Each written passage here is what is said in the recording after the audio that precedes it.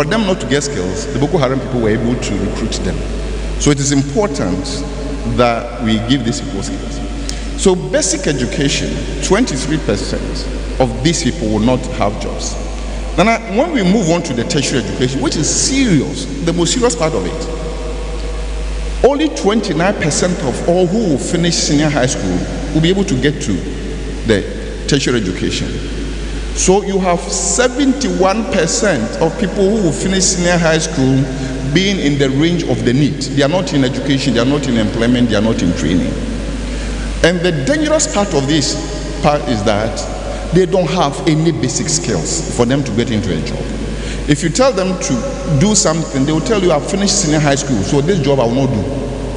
And that group is very, very risky. And that group is about 17, 18, 19.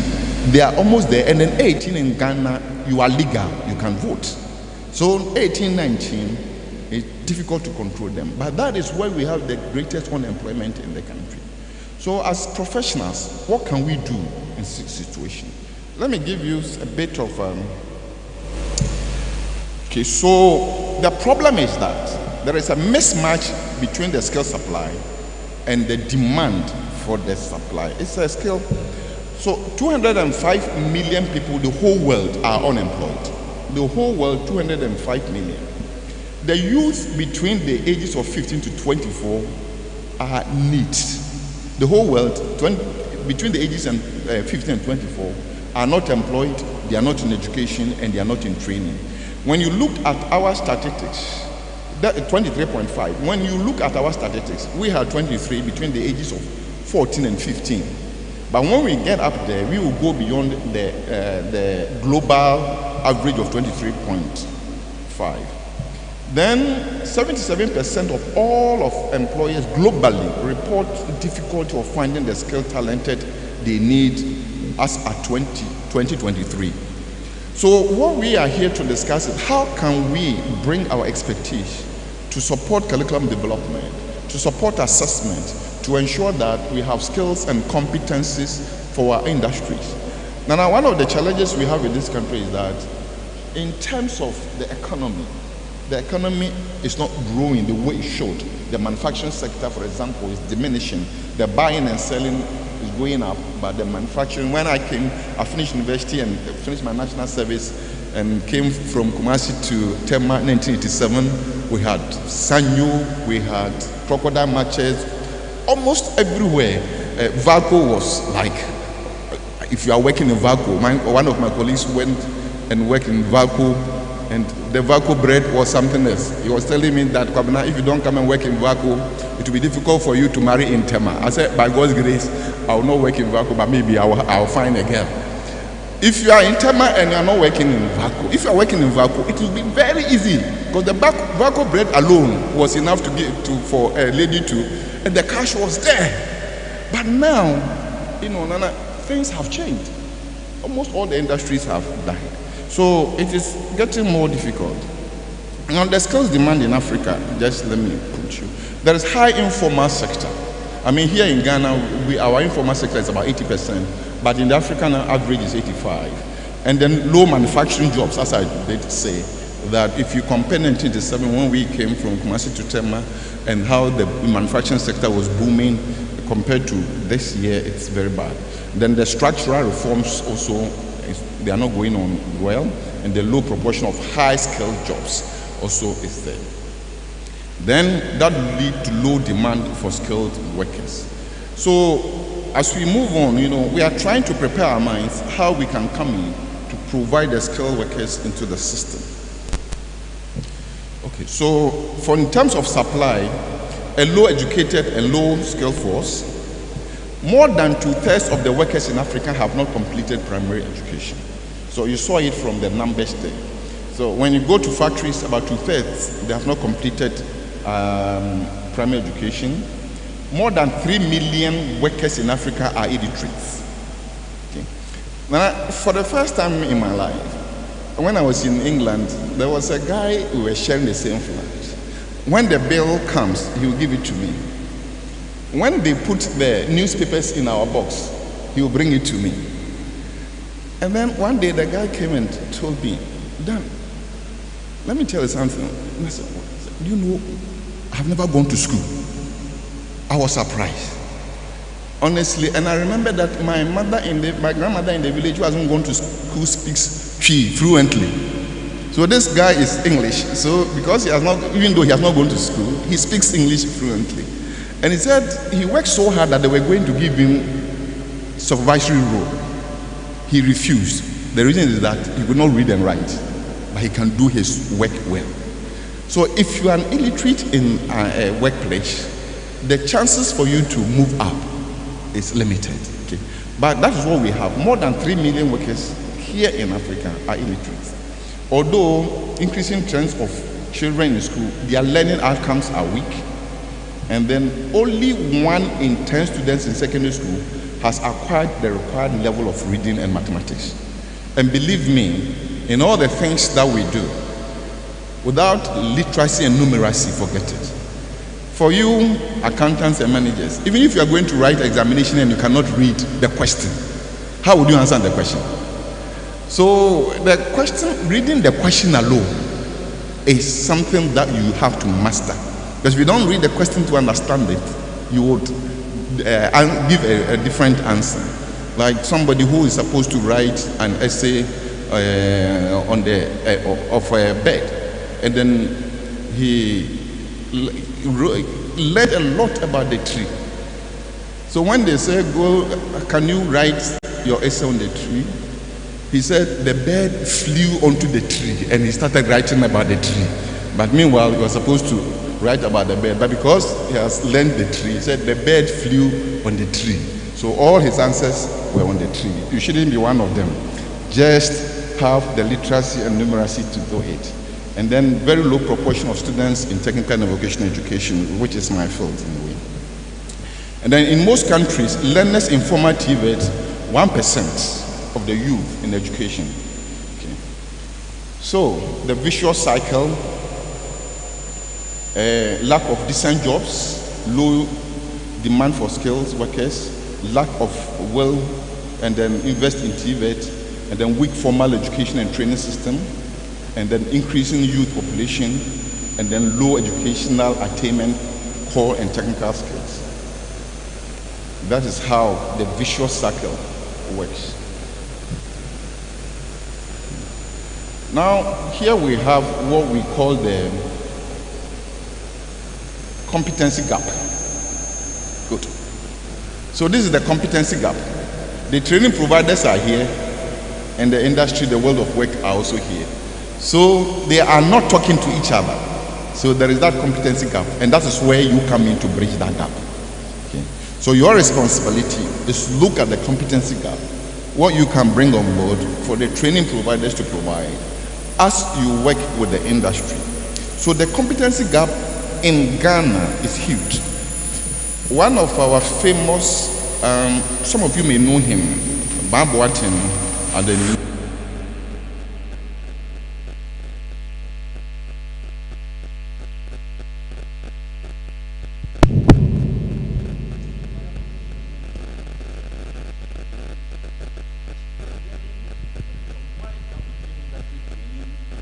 institutions.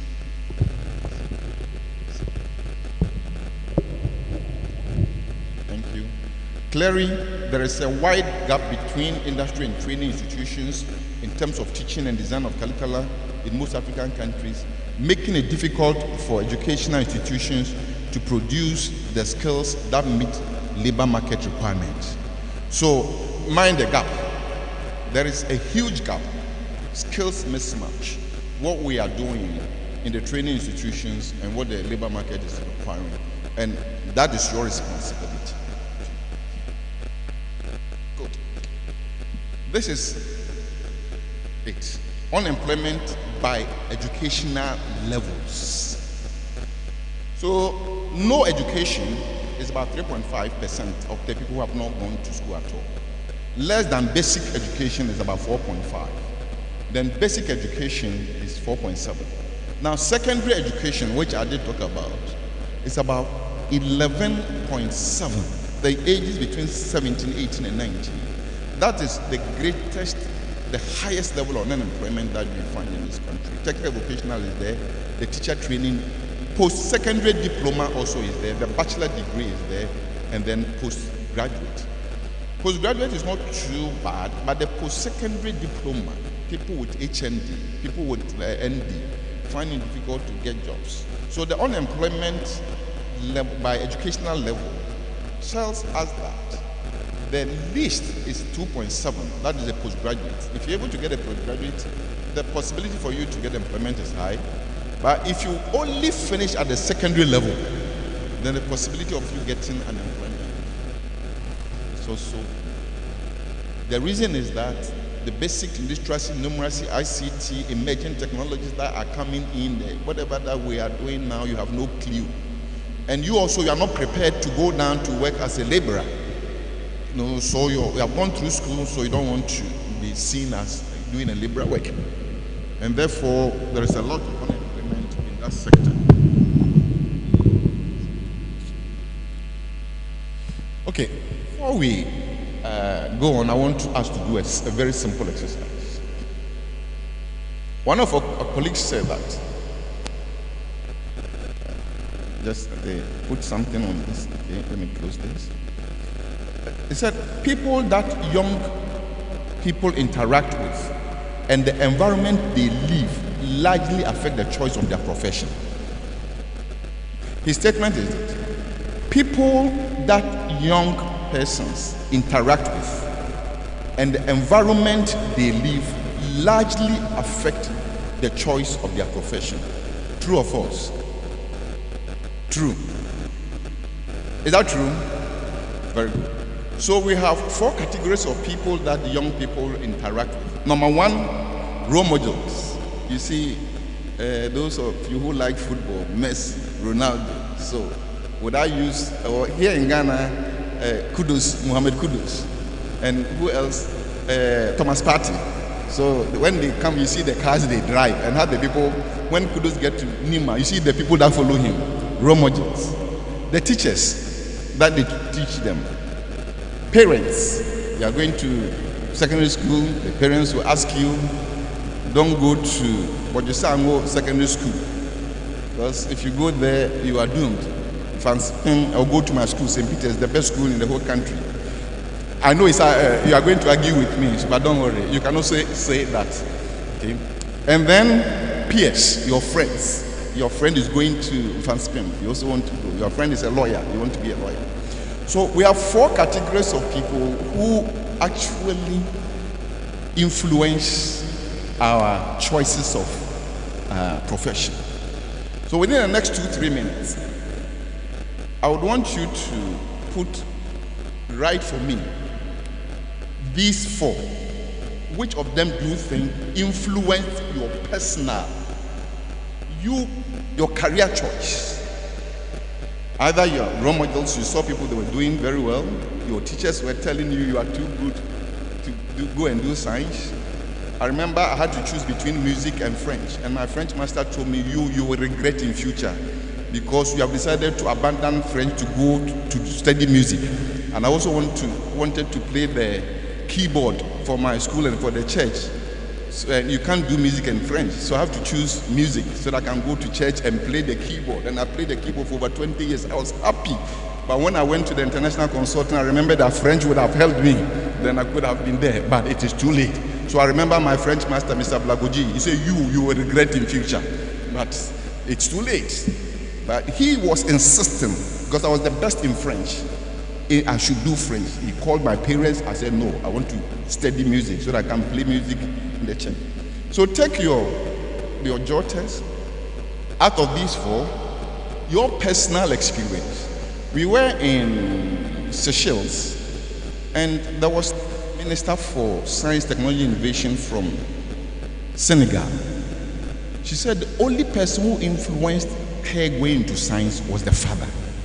Father insisted that she should go and study science. And now she's the Minister of Technology and Environment in Senegal. She wanted to go and study. So please go around. I want to, okay, people, wine here, collect them. Wine here, collect them.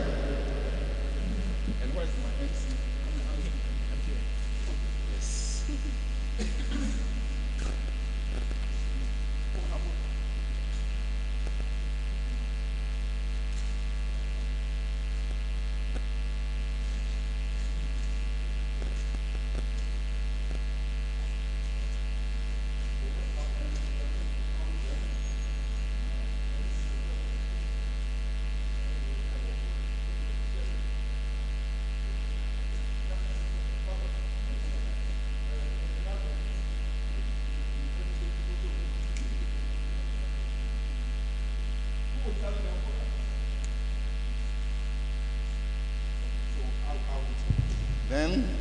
tally them. Who do the tallying for us? Good. So we are going to count. Returning officer. So I've turned from facilitator to a returning officer.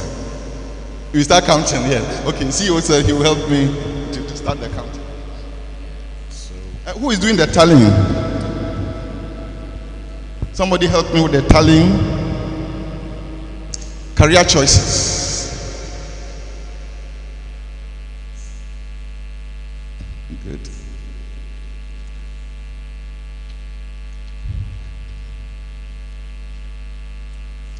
We have some few minutes, so bring them. We start working on them.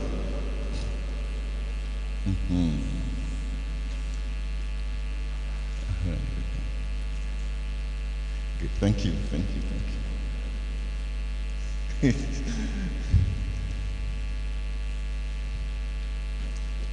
So the return officers are there, and I will declare the results. Oh, okay. Prof will do the tallying for us. Jane Mensah. Afrejan is gone, right? So after Afrejan, who came? Charlotte Osei. And then it's now Jane Mensah. Madam, you look like Jane Mensah. Come and be Jane Mensah for today. Come and declare the results.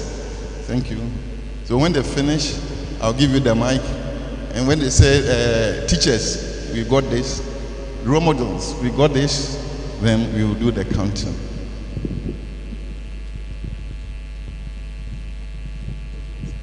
Jemensa, okay. They've given Jemensa another mic.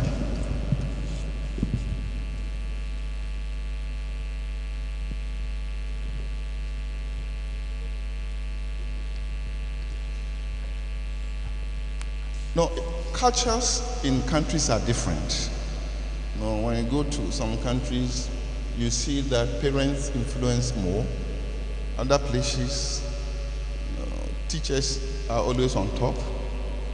But I was surprised in one country that peers, they really influenced career choices of the people.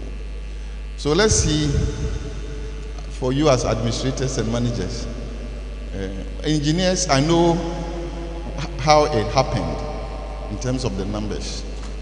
But administrators and managers, I'm not too sure.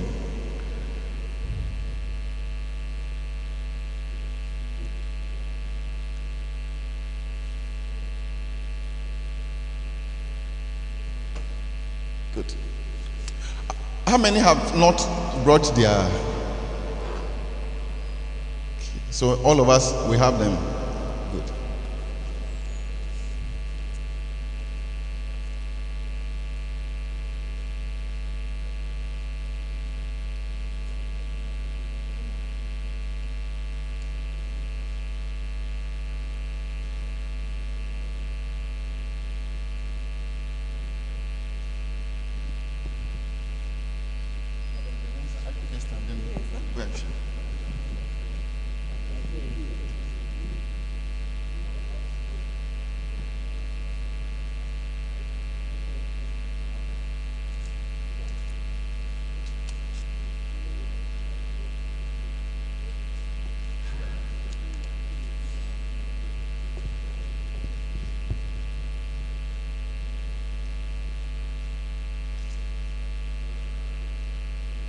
Okay, so we are done.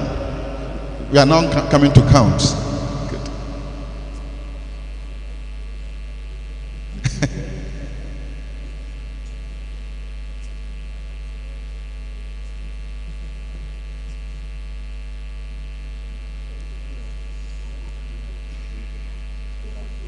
Role models.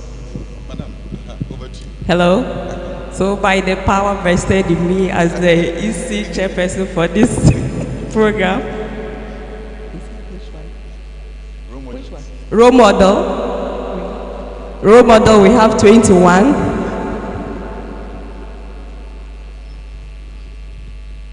So we will do the percentage. So if you get the total, then let's do the percentage. How much do we get for role models? PS 19. PS 19. So role model 21. 21. PS 19. PS 19. Okay. None. 22. None. Okay. 22. Okay.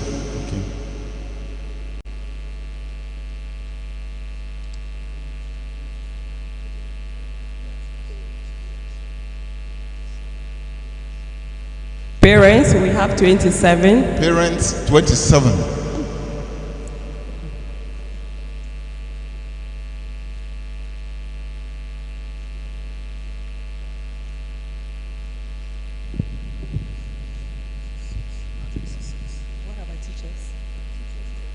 Teachers, we have 13. Others?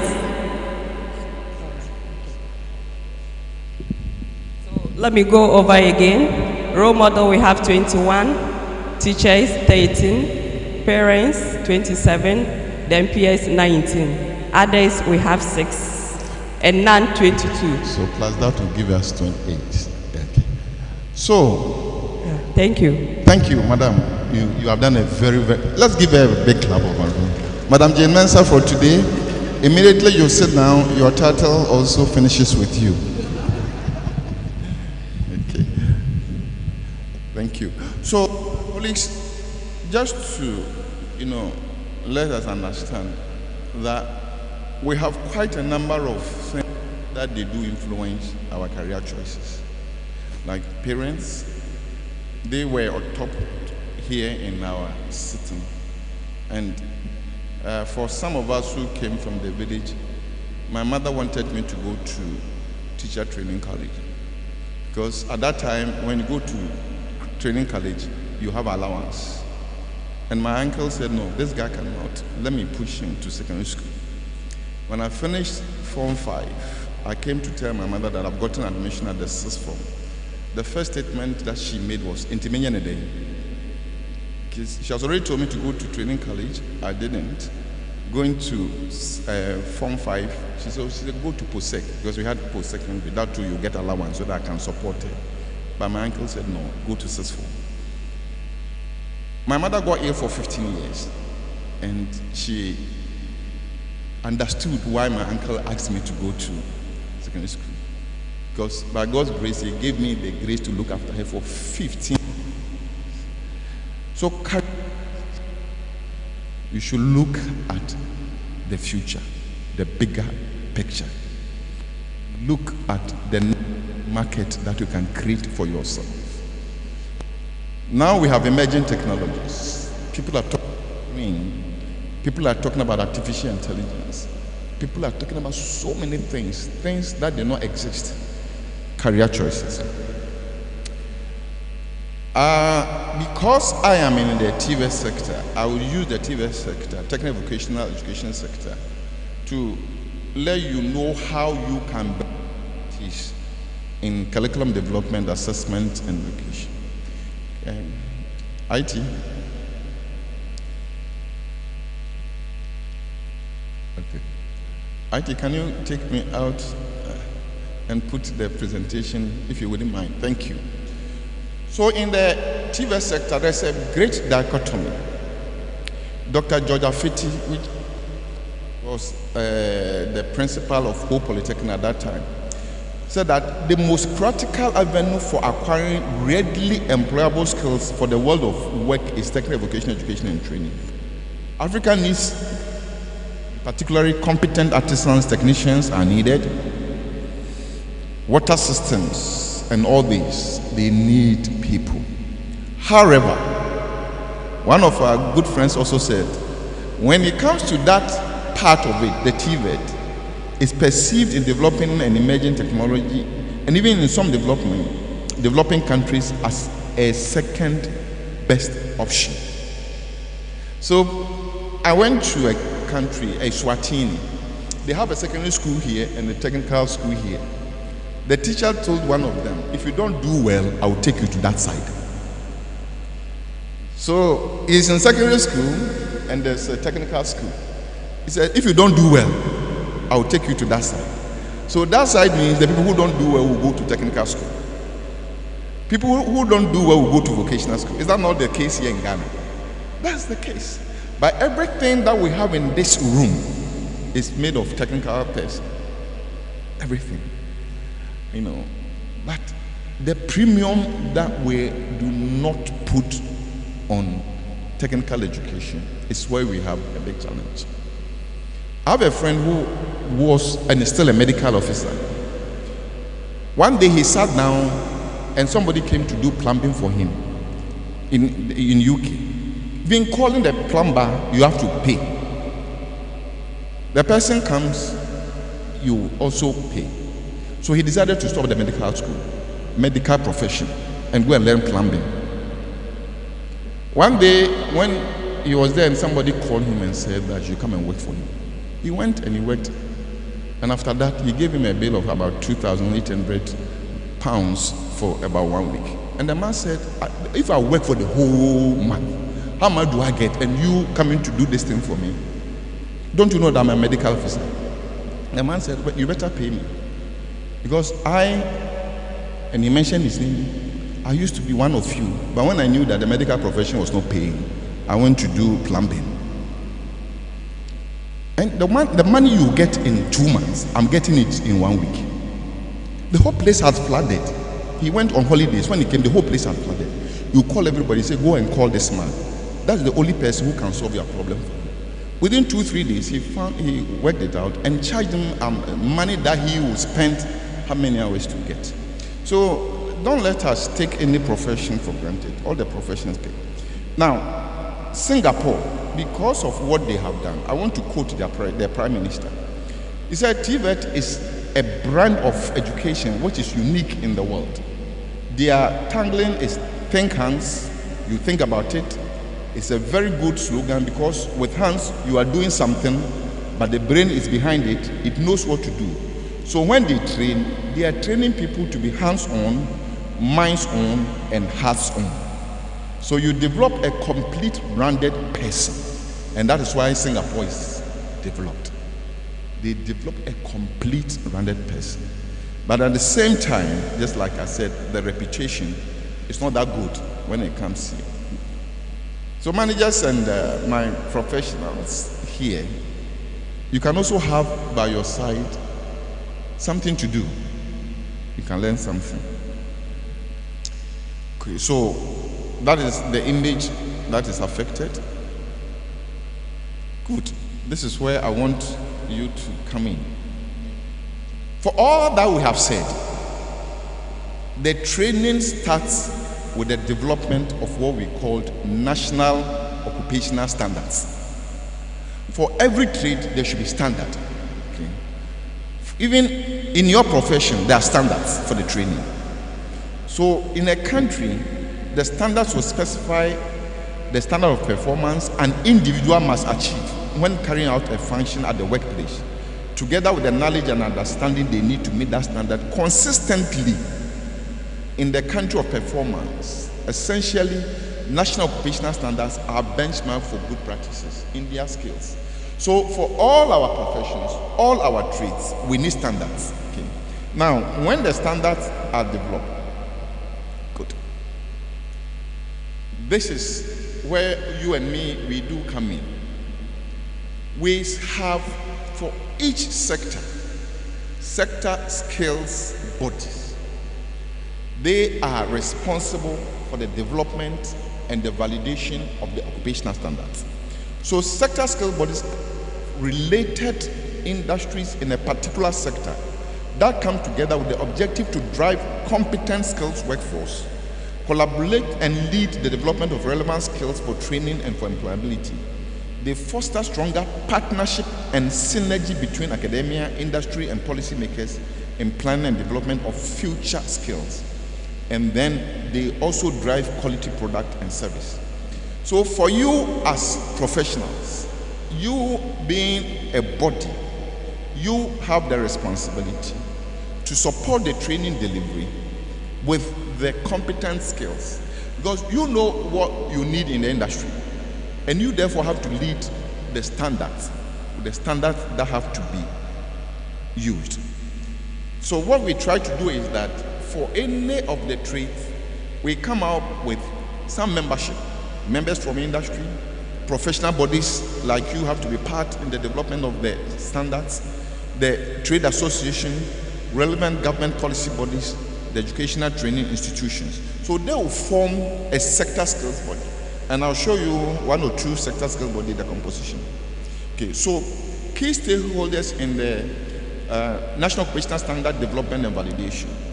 They are not developed by an individual, but they are developed by selected few, and it involves a number of stakeholders led by the sector skills body themselves. So we have individual experts, we have employers, subject matter experts, professional bodies, trade associations, and then the sector skills body. So they come together as professionals, as unions, and tell the industry, these are the skill sets, these are the standards, and then standards. As I said, composition. If you take, I think this one was the high. We had industry representative 5, representative from the academia 2, then the facilitators also 2, and they spent 5 full days residential workshop. And the same thing when it came to the validation, they also spent 5 full days there. Involvement of sector skills bodies like you here, identification and nomination of trade experts, participation in occupational standard development, representation on sector skills committee, approval of occupational standards, recommendation of new programs for CBT collective development. And here, after the standards, you go to the unit specification, then to the assessment tools. You develop the assessment tools, all by you here, not the people in the classroom. So here in Ghana, we have such sector skills bodies for hospitality, agribusiness, agro-processing, construction, oil and gas, ICT, pharmaceuticals, automotive, healthcare, textiles and apparel, logistics, transport, beauty and welfare, energy, and energy efficiency. So these 12 trades, we have sector skills bodies, and they have sat down and produced the curriculum and the assessment tools. And they professionals like you into working on it. So this is how it goes. Number 1, you start with occupational standard generation. You translate the standards into curriculum. Then you develop the supporting materials. We call it unit specification or learning materials. Then you design the assessment, how the assessment would come. So before even you start the training, you already have the assessment tools.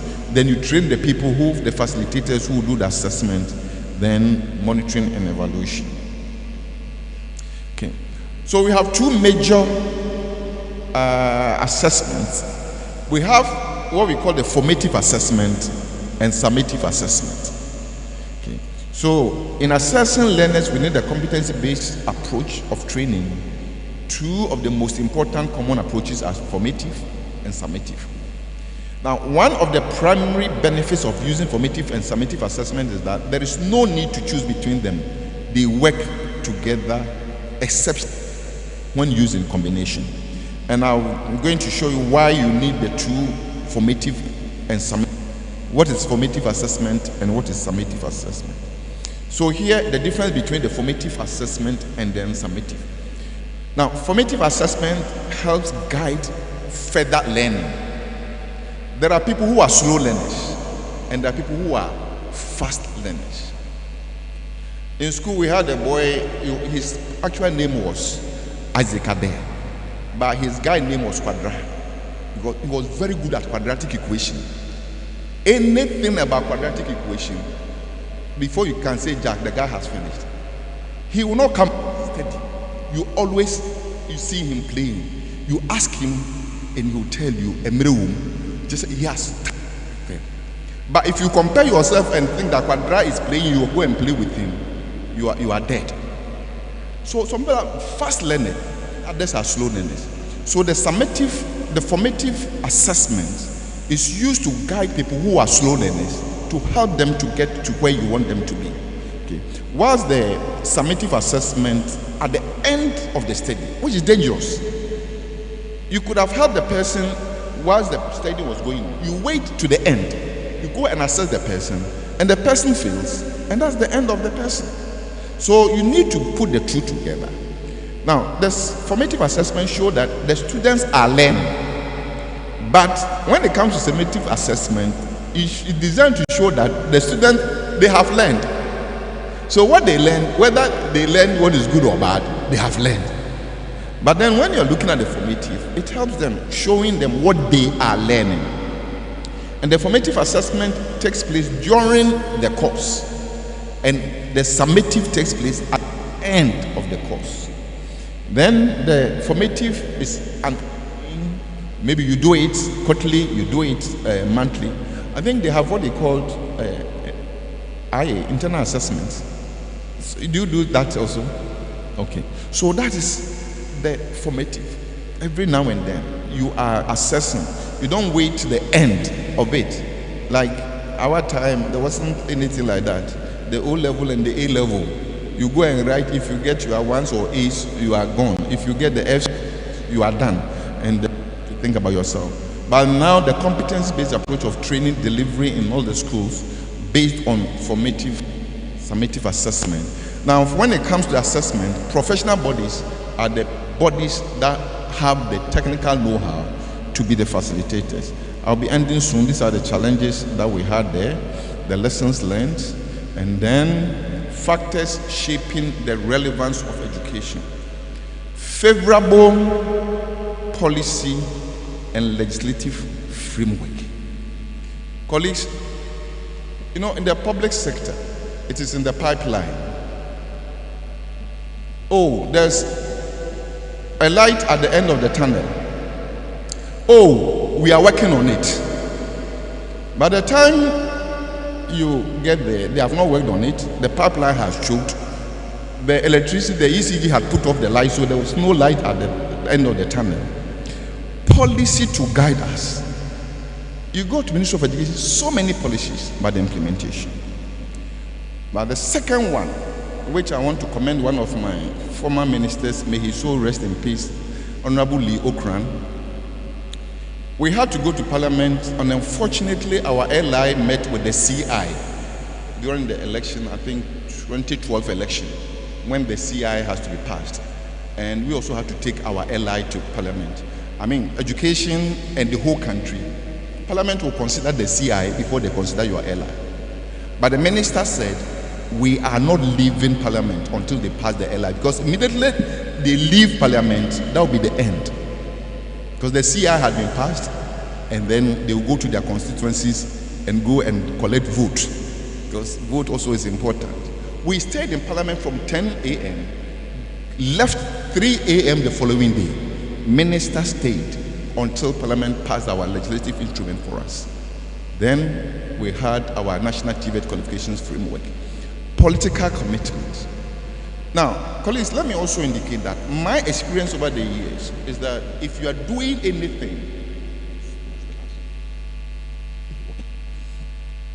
my experience over the years is that if you are doing anything in any country, please look at the political cycle.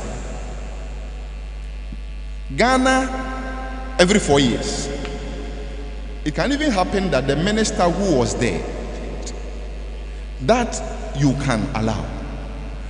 But if one other party comes, the whole system is collapsed. Anything that they did was wrong. They have to start all over. The work that is done over all period, unfortunately, causes it. So look at the political cycle and see what you can achieve within. The level of leaving the educational system is also important. They call some people dropouts. Please, they are not dropouts. They leave the system early due to some circumstances.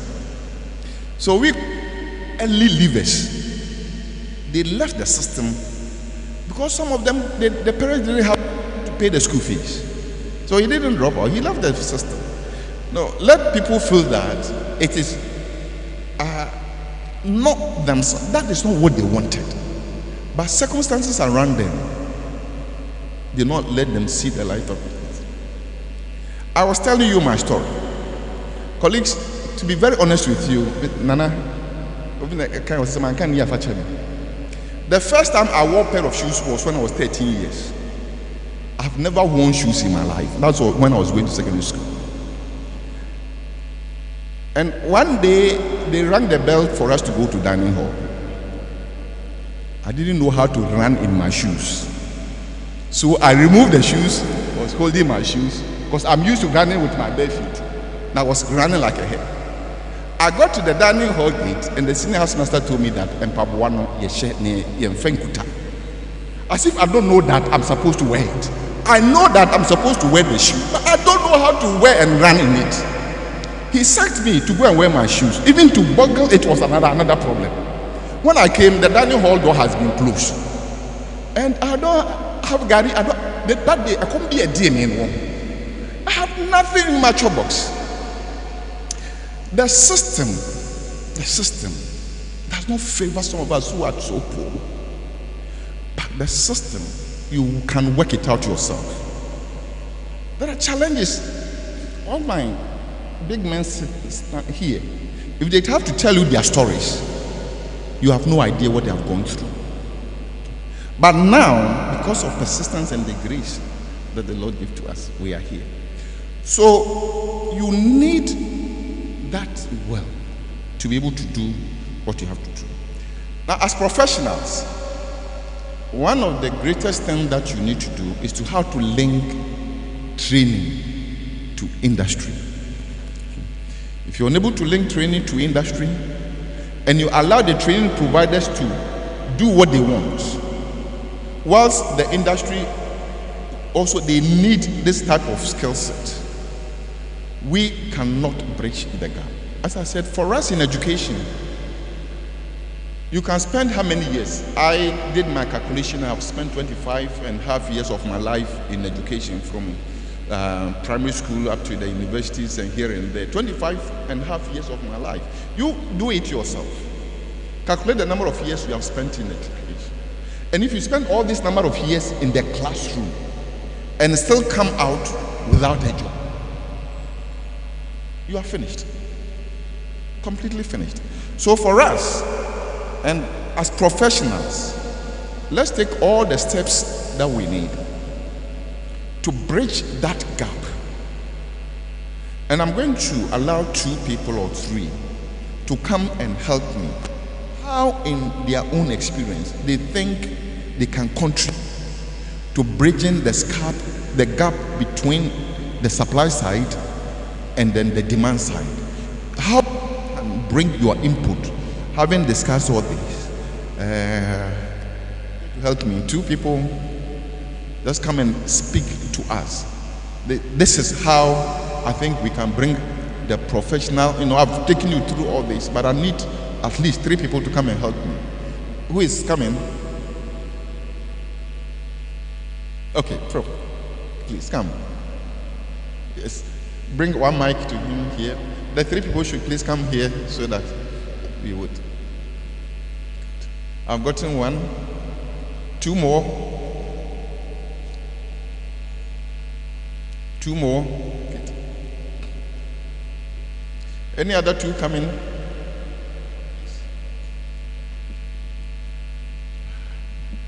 Okay, so if Muhammad doesn't go to the mountain, Jane Mensa is already done. I'm going to look for Afarijan. Yes, and then Charlotte will say, please go ahead. Yes. Yeah. Thank you, Nanache, and then our presenter. With all that he said, I am coming from 3 angles. One is a question to them from him coming from the Tvucc section. Being that we see almost all our artisans in quote, excuse my language, Nana, being early leavers. He said that they are not dropouts, they are early leavers. So the question is, why do we see a lot of breakdown vehicles on our road? You go to school, first class student, second upper, and the rest, you buy your expensive car, and at the end of the, it is the roadside fitter who is probably early leaver at GSS who will be working on your vehicle. So the next time, the next thing they do is try and error. Why our finishing not that perfect that we may admire or cherish? You invest a lot of money into your building or any artisanal work, and the finishing is done so poorly, so bad. And we keep on, and we don't ask questions. Why is it like that? You go to other economies, it's not like that. At least in other economy, advanced economy, before you go into the technical field, it started from the basic level, and you run with it all the way to wherever you go to. But in our country, it is not like that. My question then to Doc here is, as Tvucc and the academia, what are we doing to reverse this situation? Do we continue like this? See, is it the roadside fitting shop everywhere? Now, the popular thing is collapsing of building. What are the reasons behind this? And anything that we do, finishing is today, you not go to any civil service office and you find locally made furniture in the office, because the finishing is not perfect and it's not admirable. We don't like it. So we go for the cheap ones that immediately you move it out of that office to another office you can't use again. We go in for that because the finishing is perfect and it's beautiful.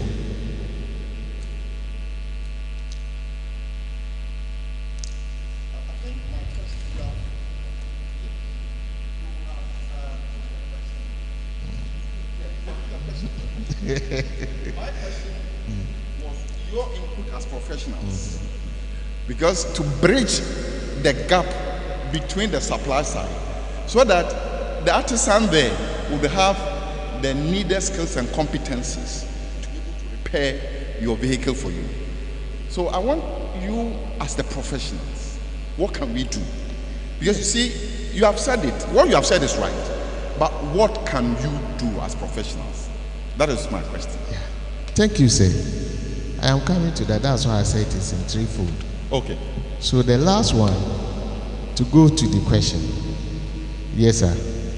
I think we should reverse it. What we call the status quo should stop. We should reverse it. It shouldn't be the early leavers, that will be the artisans. It shouldn't be the early leavers. But the artisanship should start right from the basic level to the tertiary.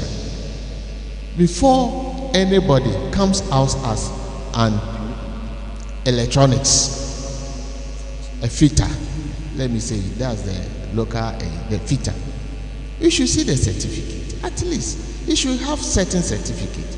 That's why the Tvucc is there. If all these artisanal guys can be sent back to the classroom to learn some kind of skills, I think it will help us to bridge the gap. Thank you very much. Thank you very much. Thank you. Please give it to him. Please, I hope you are recording. Thank you, Nanache. So if you give me 1 second, can we project for me, please? Can we project for me? Okay. So, just to answer your question, so we see educational pyramid. You see, if the stable countries where they started, they have the STEM and the TVET as the foundation. Now, when you come to here, you see where STEM and then TVET, they are there, and the STEM and the TVET, which would give the foundation, is here. Okay. And the developing countries, the good English, we are top there, and the pyramid is shaping like this. So the foundation that we need as a country for the country to be stable is for us to put in our TVET system and so that we can get a stable pyramid. STEM. We are talking about artificial intelligence. We are talking about this. Very few. So, Prof, where is he? That is one of the ways to go. So we have here the pyramid for developing countries. Unstable. Our country is not stable at all. But when you go to other places where they have put the TVET and other things, they have stable nation. Thank you. Please go ahead. Thank you, Doc. Thank you, Doc. Answering your question, Yes. I believe that all institutions in Ghana should be ready to open their doors for the young ones to come and have attachment and training, hands-on experience. This time we get first degree holders coming for their national service, and there are some of them unable to type even one sheet of paper because not that they are not good, but they have not been given the opportunity to practice what they have learned. So from the year one secondary schools, we should be able to take our children or our students to industries to go and have practical experience. That is how we'll be able to bridge or deal with the gap between our industries and our training institutions. Okay, so in the competency-based training, we have what we call the workplace experience learning. And it's part of the whole process. We had about 4 learners from Accra Technical Institute, and they were doing welding. And we took them to Abuadze thermal plant to do the workplace experience learning. I was in the office, they called me that they want to retain the learners, that the work that they are doing. And I said, no, you cannot retain them. They have to come and complete their course. So we came to agreement with them. They will bring a bus to pick them on Friday. They go and work for them Saturday and a bit of Sunday and bring them back. When they finished, they absorbed all of them. Okay. So that is what we should be looking at. How can we take them to have the real experience? And we call it workplace experience learning. So we call it maybe attachment. Maybe then during the vacation, they do. It's also attachment. Attachment. Yes. But we call workplace experience learning. When you go to attachment, they will let you go and serve coffee. They will go and make photocopy. No. Oh, okay. Not in my office. Not in your office. Oh, then congratulations. Somebody has been telling me that going to buy watching. No. Yes. For my office, when you come, Yes. we give you the. I'm at the admission office. So when you come, we give you the guidelines, the entry requirements, and what you are supposed to know. Okay. At least we assign you one computer with basic things that you can do, Okay. be able to answer inquiries and other. Oh, things. that's Yes. fine. So thank you. But I think we should let other people also know that this is what you are doing, so that we don't go and buy wache because the boss likes wache. I haven't seen any Mensa or Charlotte say here. They will come. They will come. Thank you. As part of answering This is your name, Nuruddin. and then your Exactly. institution. It's my name. University of Health and Life Sciences. Cool. As part of answering the gap issue, I want to suggest that thank God the paradigm shift is coming. Let all of us, be it educators, professionals, the school, the church, the mosque, all of us have this change of mind that it's not all about the grammar, the rote learning. We have seen enough of that. So long as all of us will continue to educate, to send the information out there to the younger ones, the youth, and engage them, we will get the training. We will get them going through the TVET, the STEM, for us to achieve the bigger goal. Thank you. Thank you very much. Please. Okay, thank you very much, Nana Chair. Doc, I think that I want to explain it in the context of where I work in the university. In the university as administrators, we are made to feel like we are only just people who are in charge of record keeping. And you realize that the teaching members, the lecturers, they are predominantly occupying positions that are influential and can bring change. Now, as administrators, even if we are made part of committees, you're only being there, probably gets to be a recorder. But your input is not always heavy in terms of what you can make. But must that if as administrators, we should also not allow them to be the people who will do everything. Because they feel like we are not in academic, any meaningful research. But when we take responsibility as administrators, who is also having the responsibility of advising our bosses, and also do that research, and identify gaps. If you do your own research and you are able to identify very meaningful gaps, and you write a very good concept paper on these gaps, and place it before them, having confidence to be able to defend that, you are able to make that influence, to make sure that you bring the needed change. Now, if you allow them, they are the only people who always take charge. You always sit at the fence, only to take record. Then they look at you as someone who don't have value. But if you are active and you are really playing your role as a responsible administrator, they respect you because they know that you know your work and you know what they are doing. You will be able to make the difference, be able to bring the change that we all desire. Thank you very much. Thank you very much. Thank you. So, if there's, some of us will try to use our experiences. My background is engineering, and after agric engineering, and after my national service, in 1987, we started what they call Gratis Foundation. And I was the least qualified because I just finished national service among the professionals. But they gave me a responsibility to act as a workshop manager. And believe me, I didn't know anything about lathe machine. I've never, ever. So every Saturday, when they are gone, the late turner, I'll call him and come to train me as the workshop manager on lathe machines, on everything. I had no clue. Then we go to management meeting, and big man, you take decisions for us at the workshop. When it comes to funding, how to spend the money, the workshop, we don't have the consumables. So I said, for this, I would move from engineering and go to management. But I will not move completely. So my second degree, I studied engineering and management of manufacturing systems. So I'm an engineer and I'm a manager.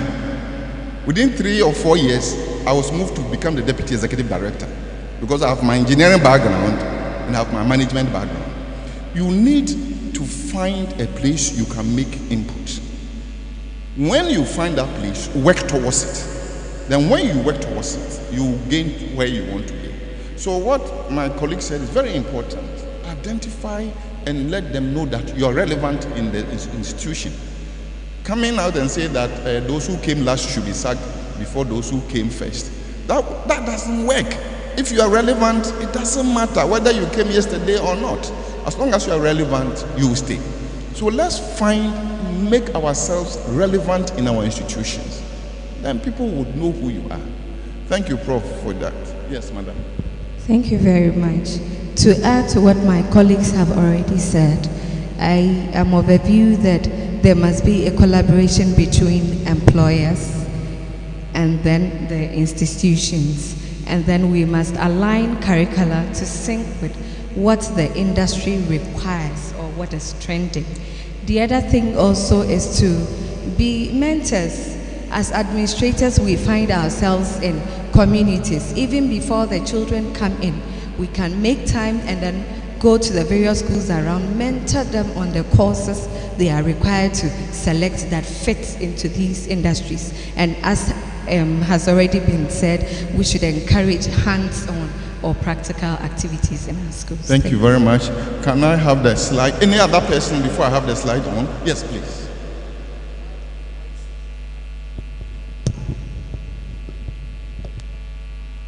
Your name, sir, and your institution. I'm called Muzisaki from UUW. Okay. Yeah. What I want to add is that Gawa has taken up a project whereby they go to schools, identified schools, where students will be mentored. Because when students see professionals, they are motivated, and if they are encouraged, they will also take up that profession with all seriousness. Notwithstanding, we must also use our funds. There are brilliant but needy students. When our presenter was giving his speech, he made mention that wearing shoes was a problem to him. We have a lot of these children in schools. They are equally brilliant. So if we put our money, put our hands in our pocket to sponsor these students, they will also become like us. Entrepreneurship is very critical. It must be introduced at the SS level. You made mention that a lot of SS students, after school, they become dropout. They become redundant. They don't have any work to do. But if they are trained, if they are given that entrepreneurial skills, or in other words, how to even write proposal, to get funds, to start businesses, is the way to go. So that is what I will add to other way I've said. Thank you. Thank you very much. Thank you. Can we have the slide? Good. So we were saying that there are about 6 of them. One of them that I want us to discuss extensively before I sit down is the last but one, the governance and coordination. You are mainly in the terms as administrators, governance and coordination, how to govern the system, how to do the coordination to ensure that things have in the way that you want them to work. Anybody from an institution up north, upper east, upper west? Okay. You have spoken? Yes. You haven't? Okay, please. Let me, can you give him the mic, please? Come. Oh, but it doesn't matter. I'm not going to tell you. We are discussing governance and coordination. Governance and coordination of the institutions. Just like everybody has said that, we need to bring the private sector and the professionals together. How do you coordinate it? Bringing the private sector, the training providers, and us. Thank you very much. In your presentation, you made mention of it. There is a gap between the industry and the institutions. I particularly think that even when it comes to the curriculum development, we shouldn't do it in isolation. The industry and the employers is brought on board.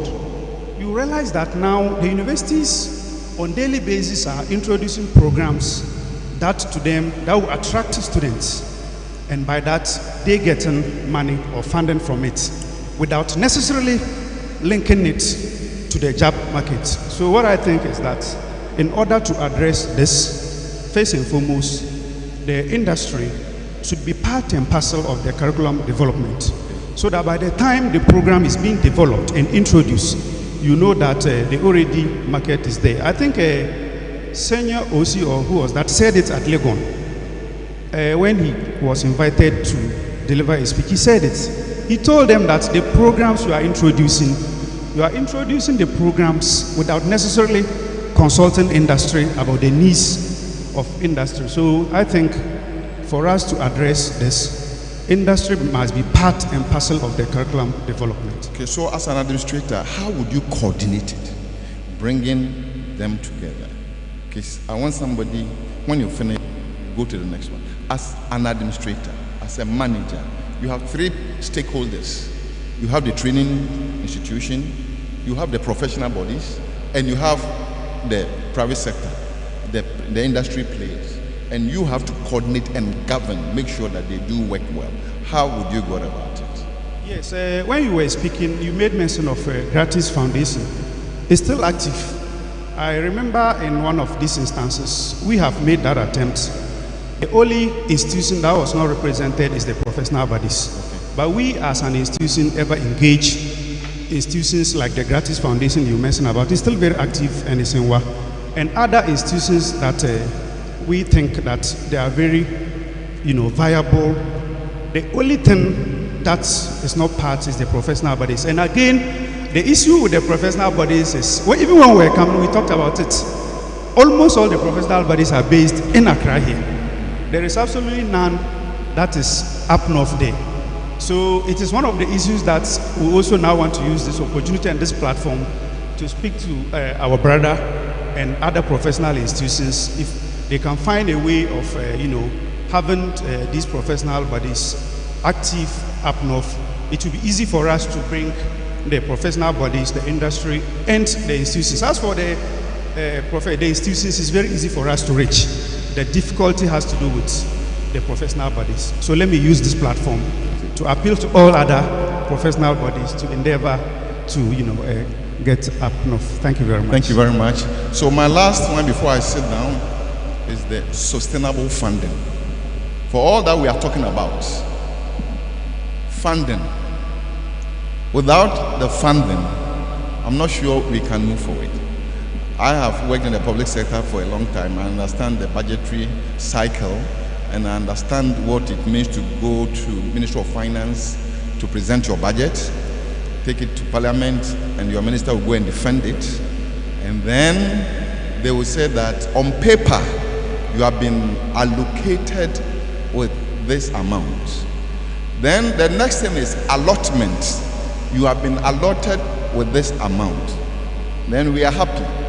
Then it comes to the release, and they will tell you that Controller and Accountant General's department has a problem with their machine. Is that, sorry, anybody working with Controller here? Please don't quote me. Oh, madam, sorry, that is not it. Yes. So when it comes to sustainable funding in all this, that is one of our major challenges. I want us to discuss as administrators, as managers, how can we think through innovation that we will not rely absolutely on government funding. Believe me, no. The priorities of government are too many. Even the three SHS alone, if I tell you the quantum of money that are gone there. They said they are building these flyovers or interchanges to fund everything between the professional bodies, the private sector, and the training providers. What are some of the innovative things that we can bring in for sustainable funding to support training delivery relevant to skill supply and skills demand? Somebody from the three Bronhafo, it was Bronhafo, right? Yeah, so now we have three regions. From the three Bronhafo regions, it's Bronhafo and Bono. Oh, Bono East, okay. So anybody from any of these three? Okay, please come and help me. I wanted a woman.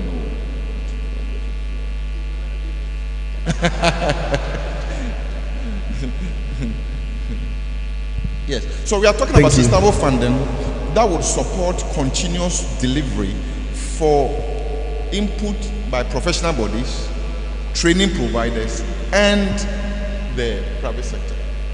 Thank you for the opportunity. Godwin Ochohineko from Kintampo, the center of Ghana, which is also the center of the world. Okay. Thank you very much. Actually, this is what I think. The issue has to do with interest. Interest of those who are to benefit from it. So even with what you mentioned about the free SHS, because it is the interest of the president, that from where I see it, that's what I see it. That is why he's pushing for it. So to continuously have support or funds to keep up what we want to do, You need to get the interest of the people and what they want. That is what I think. Because if the interest is there, no matter what you say, they will stand for it. We keep on hearing about to revise, to review, but the president is still saying, no, I want the free SHS. When you want investors, and they even come, and that is not their interest, they may provide funds for some time, then they'll stop. But it is the interest. So the priority of the government is key. Yes, priority. I was in a conference during the World Cup, and when the Black Stars decided not to play unless they get their money, they were going to play Portugal, and we had to take $2.something million to them, and the people were laughing at me. They said, you have always been telling us your country doesn't have money. They were able to get $2 million within a day or two and put them in a whole plane to send to Brazil so that they can go and play football, and after that they lost. So the political will, as he has said, if there is a political will, you will find money to do it. When the COVID came, we didn't have money, but we got money. So I think what he's saying is that let us talk to our big men. There should be a political will if they want this country to progress in terms of skills supply and the skills demand, training delivery related to the needs of the industry. Thank you, Prof. And anyone, last one from the Western, so we are from which region? Okay. Okay, please. Anybody from Western and Central? Western and Central region? Western and Central, okay. There's a hand. Okay, please, when he finishes, I would want you to. Thank you very much. Thank you, Nana Chairman, for the opportunity. Great. I think thinking about as administrators what we can do. I am in an academic institution, the University for Development Studies, and I happen to be the administrator of one of the World Bank Centers of Excellence, which actually is looking at sustainability as one of the key, drivers of the, initiative they have brought in. Now, if you look at what we administrators can do, one is you need to look within what is it of value that you can offer industry, so that because they have the money and they will be willing to put it in if you bring it to them and they see that this is of value. There are a lot of training programs that we have that industry needs as continuing development programs for their staff, for their people who do what they need to do, that we have, and until we market it, there is no way they can find value in it. And so one of the ways is, designing professional short courses that you can market to industry to bring their people, come and pay money, and then you raise revenue from there. Another way is actually partnering with industry, making them part of your structure. My brother mentioned, bringing in industry players to contribute to development of your curriculum. When you do that, then they see that, okay, the training that you are the people you are churning out of your training will really meet the needs that we have. And then also organizing, career fair, not career fair, but organizing skills and innovation fairs of things that your products or within what you have been able to develop and marketing it to industry. My place, for instance, we have students who have developed, smart irrigation systems that we recently had a workshop, and I tell you that one of the innovations currently we are pursuing a patent for it because the interest, that was generated was great, and we thought that if we don't immediately go around, getting a regulation around it, we might lose it. So I think these are areas that, and the administrator is key because you are the repository of all the knowledge, in there. And until you harness all this and make it available to management and say, look, this and this is what, the records I have are pointing to, and these are some of the things we can do in order to bring in revenue to sustain what we do, I think that we might be failing our institutions. Thank you very much. Thank you very much, sir. Thank you. Let's have the last one. Please come and then also speak to us on the coordination aspect and the sustainable funding. You can take any one of them before I give my last comment, and then I'm done for the day. Thank you. Thank you, Nana Chairman.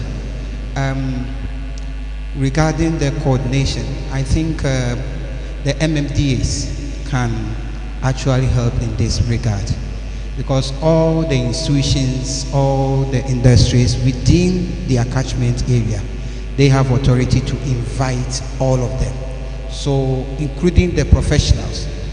Therefore, I will suggest that the high table, or I also know that the head of service of local government service is a member of this noble institution. Therefore, the coordinating directors can also be engaged so that they will be able to organize meetings, training for the institutions and assembly members, the educational institutions, and then the artisans. And in this regard, I think we will be able to move the vision forward. Thank you very much. So, colleagues, I want to take the opportunity. Can you send me to the presentation? I'll put some light. Good. Whilst I bring my discussions to an end, colleagues, I want to encourage you that this is what we want to avoid. Where learners would finish and they will become neat, not in employment, not in education, and not in training. 23% of all who will leave the basic will not be in employment, they will not be in education, and they will not be in training. Some of them will definitely, as you see them on the streets. And my house had been burgled on 2 occasions. And on those 2 occasions were Sundays when they know there's nobody in the house. And the boys have been looking at me and my family going up and down. Before we came back, they have done what they want to do. If they had something to do, I am sure that they wouldn't have done it. So let us work as administrators. Let us work as managers to support whatever that we can to ensure that training delivery brings skills and competencies that will be needed. If you take the senior high school to the public universities, 71% would be not in employment, not in education, not in training. And it's very sad, extremely sad. People might have finished in university and they have written applications, only God knows. Let us find a way to bridge that gap. And I thank you for the opportunity, and I'm looking forward that whatever that we have learned today, we can put it into practice. Thank you very much.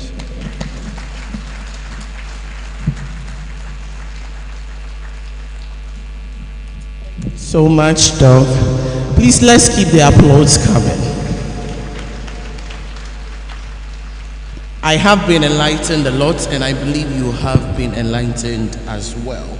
I have categorized mine into 3 L's. That is, learn to have education in your field of work, so you would not be an illiterate within your field of work. Again, learn something extra.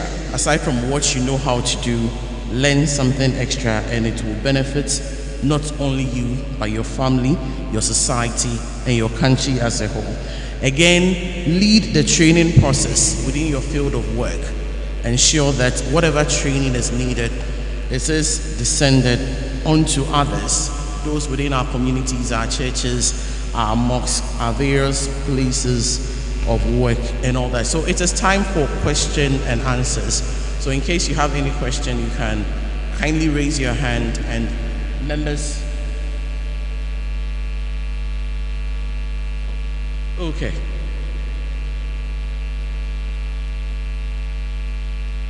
Do we agree with CEO, or there is any question? You agree? Okay. But our facilitator will be around for some time. So in case you have any further questions, you can see him for further clarification. Let's put our hands together once again for our facilitator.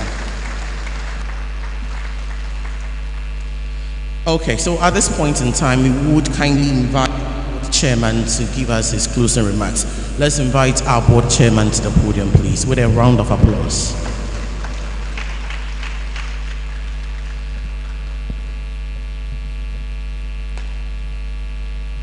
Please, let's keep the applause coming.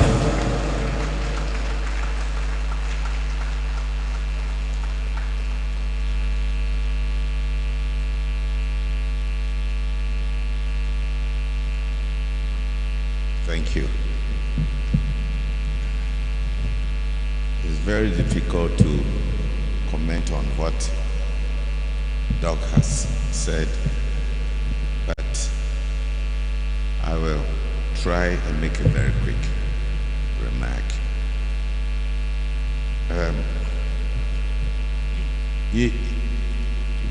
What struck me when I started dealing with administrators and professors and politicians and so on. In other words, the leaders of the country. What struck me was our inability to take ourselves out of the equation. In other words, an inability to be objective.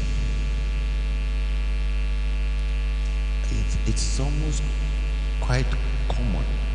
I don't know whether it is part of our education process. I don't know. I don't have the answer. It is just an observation that I have made. I may be wrong also. I look at our society and I say to myself, can we categorize our values?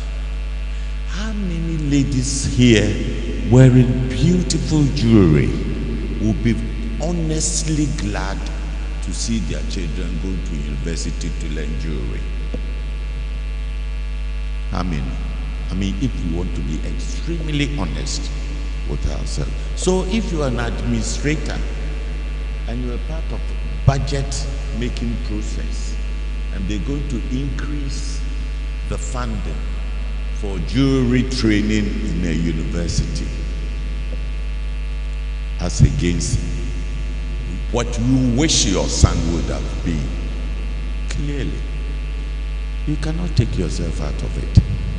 And once we are not willing to be objective, the role of administrator in developing our country will be very difficult. Because let's take your son or your daughter going to university. And you know, when you look at third world countries, stigmatization is a strife.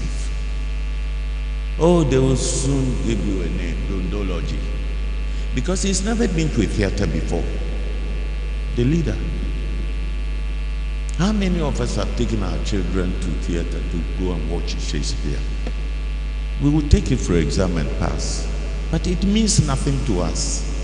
Therefore, your contribution towards theater, which in some countries has great value, will be minimized. I was championing,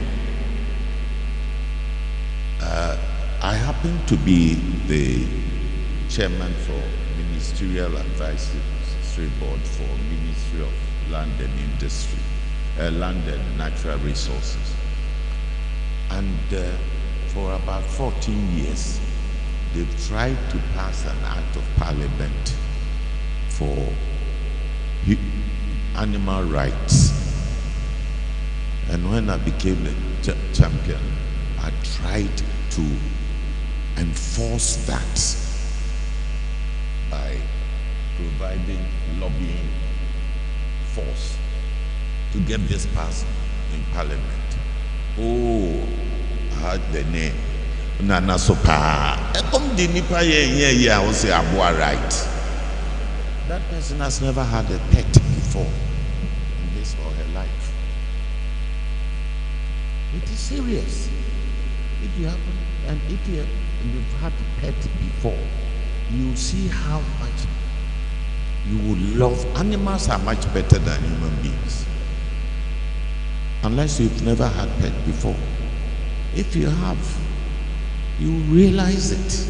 And if you have never had pet before and you are in parliament, you are an administrator there, and Nana is championing animal rights, you will say what you to say. You also have the propensity, even administrators, if you have problems, we will translate it into religion. You have Minister of State leaving the office and going on Thursdays to go and do ababa. And this is an administrator. This is a chief director. You will come here and we go like we have gone, we will take nothing home, and it will be as usual. So I guess what I'm trying to say is that apart from the academic achievements that we all have, we must be liberal enough to respect each other's small areas of interest. When we respect each other, when we even go to the extent that respecting somebody, you may be very religious. If I am not, you must respect me also. We are not capable of doing that. Or they will try and convert you instead. So if you're an administrator and you find yourself in a situation whereby people come to you with extremely different ideas and different values, are you capable of being objective and look at that and respect the person for it? If you are not, you will find your own opinion, your own values in the curriculum. Nobody else's. It's like if you go to a nightclub. I haven't been for a while. Why? Is it a surprise? It's like if you go to a nightclub, you watch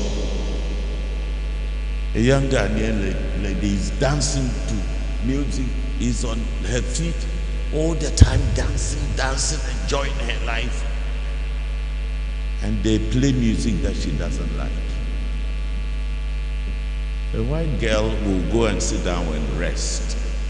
So they play the music that she likes and then she'll come back again. The Ghanaian will go to DJ. Wait.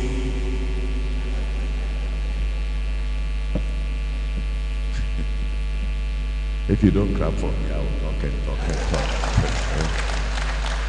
You go straight to the DJ. She wants to satisfy herself only. Only her music must be played and nobody else's. It goes through everything that we do. Having taken this lesson, take the extra ones, that there are people who you will have to administer that are different from you. Thank you.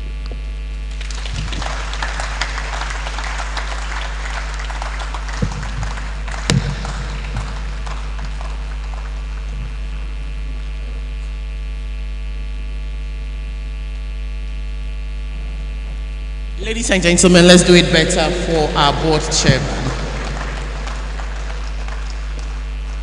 So all too soon, we have come to the end of the first part of today's program. We would be taking a break for lunch and we would be returning here by 1 p.m. We should all be seated for the second part of the program, which promises to be very short and brief, so we can return to other equally important activities slated for the weekend. At this point in time, we would take a group photograph. So members of the high table, we would have you come down a little. Exactly. So we are going to take the pictures in bits, so row by row, so that we can have it a bit orderly and fast. So we'll have members of the high table come first. Our official photographer. Okay.